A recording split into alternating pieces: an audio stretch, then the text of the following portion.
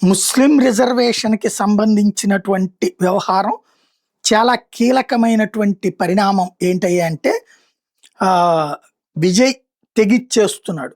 ఎలాగా అంటే రాష్ట్రంలో ఇప్పటిదాకా ఉన్నటువంటి వ్యవహారాన్ని కొత్త మలుపులు తీసుకొస్తున్నాడు. 3.5% అక్కడ ముస్లిం రిజర్వేషన్స్ ఉన్నాయి.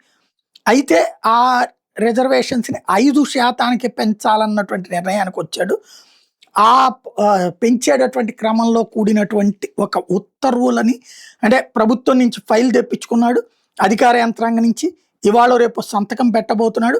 తద్వారా బ్యాక్వర్డ్ క్లాసెస్ కోటా కింద, బీసీ కోటా కింద ముస్లింల కులాల పేరుతో రిజర్వేషన్ మొట్టమొదటి ఆంధ్రప్రదేశ్లో చేసుకొచ్చాడు రాజశేఖర రెడ్డి. తర్వాత ఇప్పుడు తెలంగాణలో కూడా నడుస్తుంది, కర్ణాటకలో నడుస్తుంది. ఇప్పుడు తమిళనాడులో ఆ పని వరకు 3.5% ఇచ్చారు. ఇప్పుడు 5% పెంచు నిర్ణయం తీసుకుంటున్నాడు విజయ్.